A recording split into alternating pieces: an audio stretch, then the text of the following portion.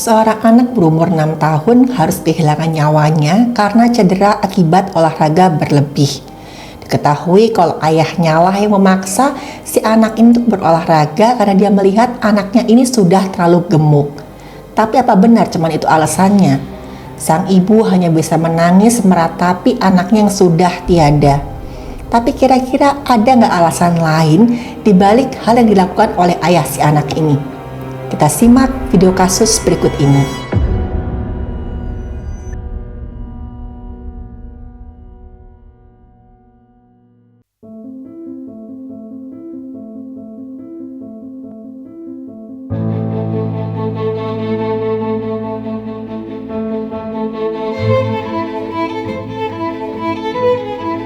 Halo, saya Dr. Stefani. Saya seorang dokter spesialis forensik dan saya melihat apa yang tidak semua orang lihat. Di New Jersey, Amerika Serikat, ada seorang anak laki-laki berusia 6 tahun yang namanya Corey.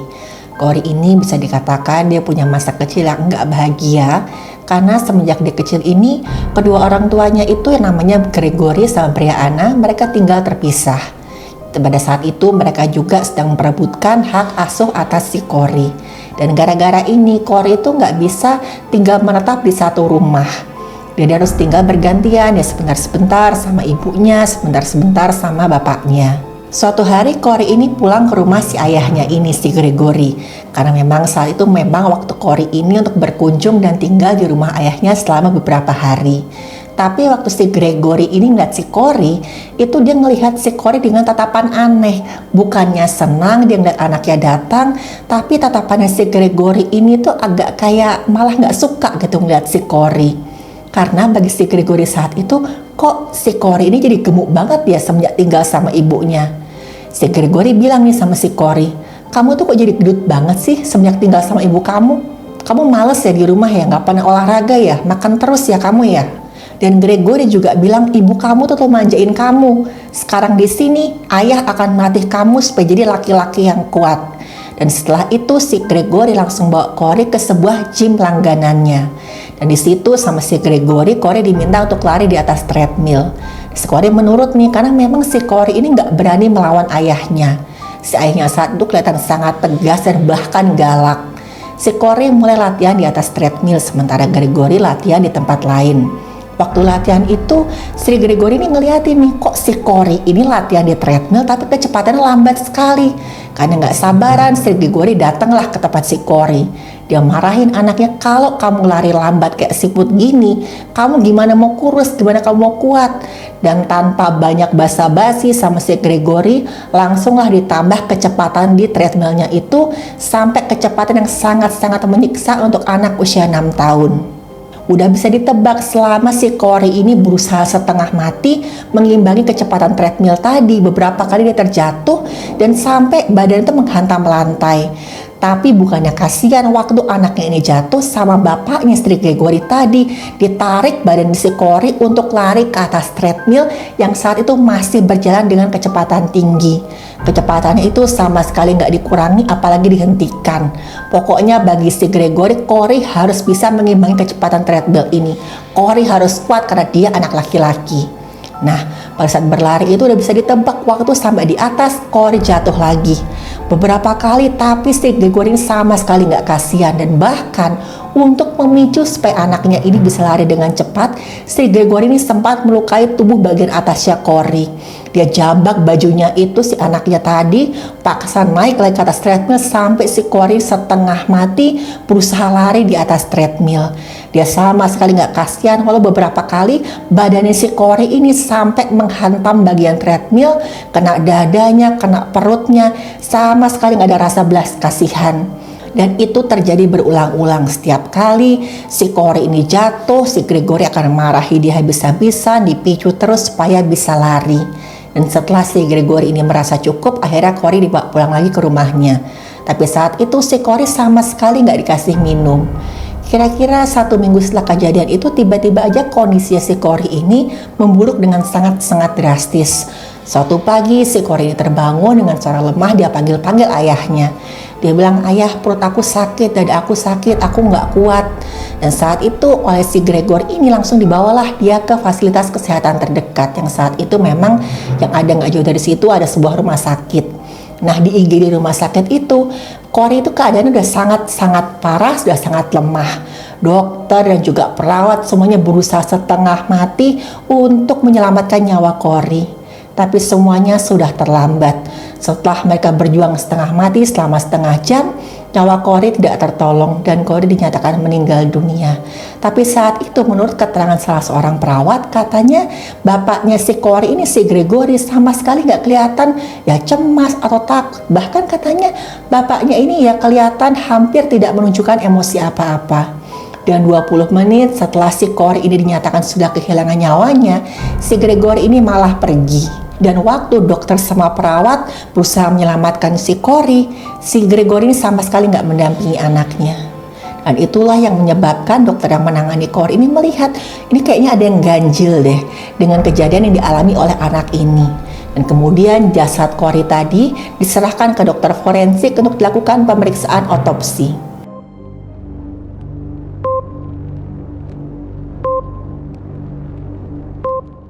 Dokter forensik yang memeriksa jasadnya Corey kemudian menemukan lebih banyak lagi kejanggalan.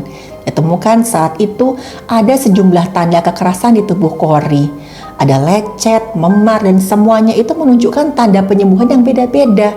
Ada yang masih baru, ada yang sudah mulai sembuh, dan juga ada bekas luka.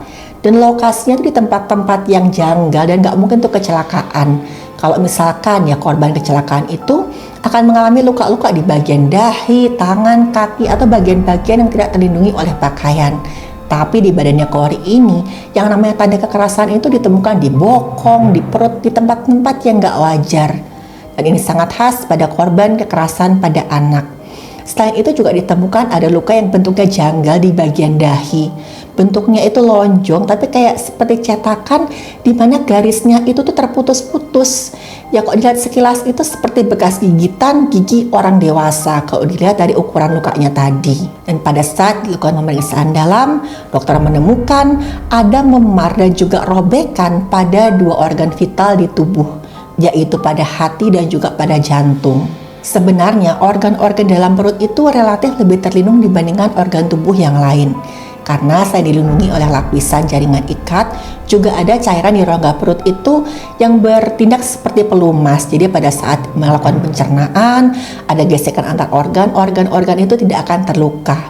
Ditambah lagi, di kulit perut itu pasti ada lapisan lemak. Jadi sebenarnya yang namanya cedera dalam perut itu baru bisa terjadi di organ dalam kalau ada hantaman yang sangat-sangat kuat. Contohnya pada kasus kecelakaan lalu lintas pada orang dewasa. Pokoknya daya hantamannya itu harus cukup kuat sampai bisa terjadi cedera organ dalam perut. Nah, pada organ hati begitu terjadi hantaman, maka hati ini akan tergencet antara dinding perut. Dan organ hati ini merupakan salah satu organ yang banyak pembuluh darahnya. Darah dari tubuh itu akan mengalir ke hati melalui dua pembuluh darah utama. Ada pembuluh darah yang bawa darah yang kayakan oksigen ke dalam hati. Ada juga pembuluh darah yang bawa darah yang mengandung nutrisi keluar dari hati. Dan pembuluh darah di hati ini punya dinding yang sangat tipis. Tujuannya sebenarnya tuh agar pertukaran darah dari pembuluh darah hati ke jaringan hati itu bisa berlangsung dengan mudah dan efektif.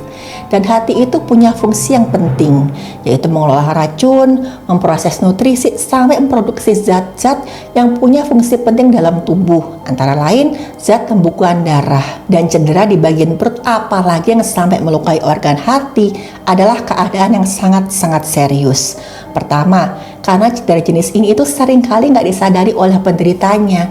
Biasanya penderitanya itu kan mengalami gejala yang kurang spesifik, kayak nyeri perut yang semakin lama semakin parah. Dan bahayanya itu misalkan ini terjadi sama anak-anak atau orang yang kesulitan komunikasi. Mereka nggak tahu nih cara ngasih tahu perutku tuh sakit sekali. Dan kadang-kadang tuh juga mereka nggak tahu gimana caranya ngasih tahu mereka sempat terkena hantaman yang kuat di bagian perut. Karena gejala-gejala tadi itu kan sekilas lalu kayak penyakit biasa ya, misalkan mungkin kebanyakan makan lah atau apa, dan malah kadang-kadang cedera di perut itu sama sekali nggak menimbulkan rasa sakit. Nah, padahal memar di bagian hati itu bisa mengancam nyawa.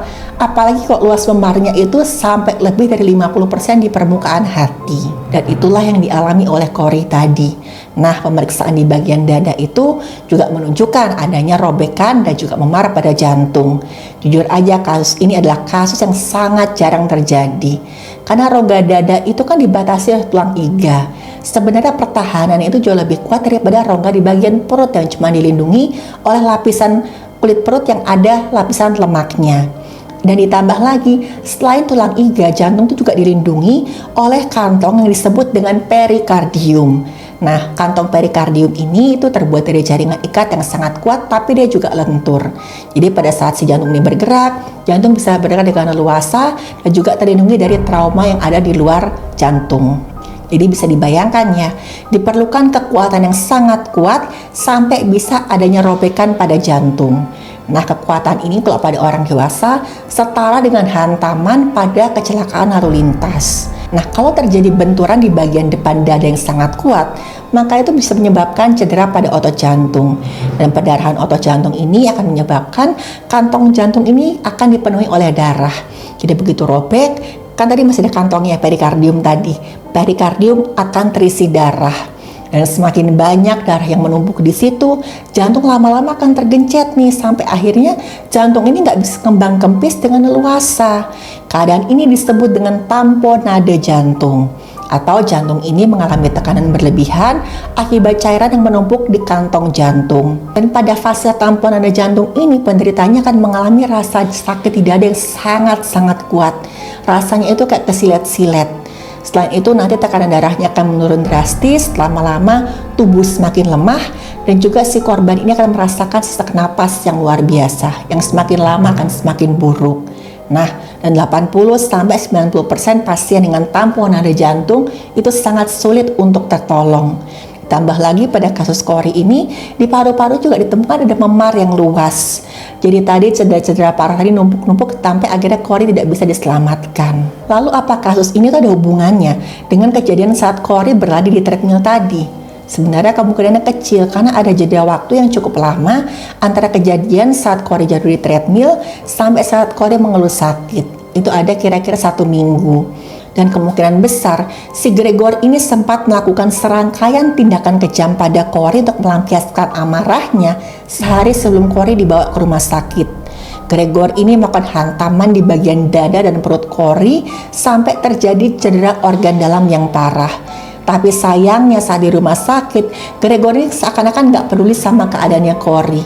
Dia bahkan nggak mendampingi anaknya pada saat dokter dan para medis berusaha menyelamatkan nyawa si Cory. Dan Gregor memilih menutup-nutupi kejadian ini untuk menyelamatkan dirinya. Dia tuh sama sekali nggak dicurigai kok dialah penyebab Cory ini sampai kehilangan nyawanya. Si Gregor ini nggak mau dicurigai kok dia sudah melakukan serangkaian tindak kekerasan terhadap Cory.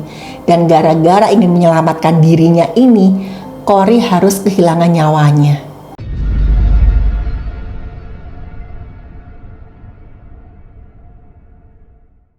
Pihak yang berwenang kemudian melakukan investigasi terhadap kasus si Cory. Mereka menemukan ada banyak sekali fakta yang mengejutkan. Yang pertama, di awal bulan itu sebelum Cory meninggal dunia, Brianna sudah pernah membawa Cory ke rumah sakit untuk diperiksa. Karena saat itu si Brianna ini menemukan ada beberapa cedera yang ganjil di sekujur tubuhnya Cory.